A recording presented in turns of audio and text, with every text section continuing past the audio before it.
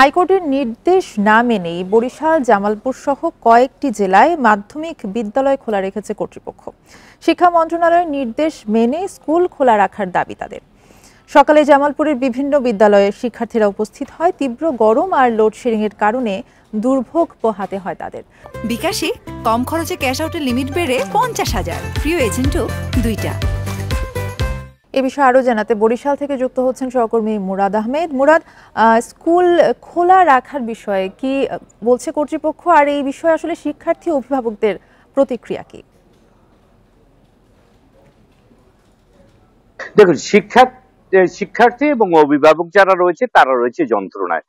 করোনাকালে একবার যেমনটা হয়েছিল এই বন্ধ এই খোলা এই খোলা এই বন্ধ, তো এখন এই মানে বরিশালের অবস্থা অনেকটাও সেরকম স্কুলের ক্ষেত্রে। বরিশালে যেটি আমি দেখেছি আজকে সেটি হচ্ছে যে না মানা হয়েছে সরকারি নির্দেশ, না মানা হয়েছে হাইকোর্টের নির্দেশ। সরকারি নির্দেশ কিভাবে মানা হয়নি? বলা হয়েছে যে প্রাইমারি স্কুল বন্ধ থাকবে। বরিশালে 1,500-এর মতো রয়েছে মাধ্যমিক স্কুল, যার সাথে সংযুক্ত রয়েছে প্রাইমারি স্কুলগুলো।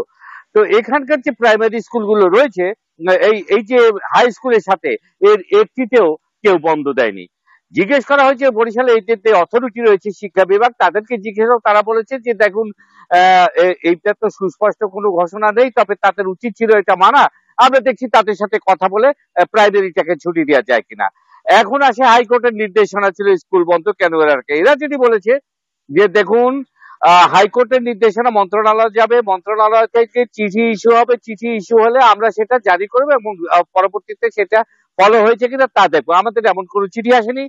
তাদের কাছে যে চিঠি এসছে সেটি হলো উত্তরবঙ্গের কয়েকটি জেলা এবং বরিশাল বিভাগের মাত্র পটুয়াখালী জেলা থেকে স্কুল বন্ধ রাখার নির্দেশনা দেয়া হয়েছে। তো পটুয়াখালীর কথা তারা বলেছেন যে বিভাগীয় শিক্ষা কর্মকর্তা পটুয়াখালীতে সব স্কুলগুলো বন্ধ ছিল। এখন পটুয়াখালীর বাস্তবতা পটুয়াখালী বলতে পারবে। আমাদের এখানে যেটি হয়েছে যে স্কুলে গতকালকে 3 জন অসুস্থ হয়ে গেল, তাদেরকে জিজ্ঞেস করলাম যে হেডমাস্টারকে আজকে গিয়ে জিজ্ঞেস করলাম যে গতকালকে কোন কোন ক্লাসের শিক্ষার্থীরা অসুস্থ হয়েছিল। তিনি বললেন খাতা দেখতে হবে। বললাম আজকে কতজন উপস্থিত আছে? বললেন খাতা দেখতে হবে। অর্থাৎ গতকালকের ঘটনার পর আজকে তারা যে প্রস্তুতি নিয়েছিলেন কিনা এটি ছিল আমার জানার বিষয়।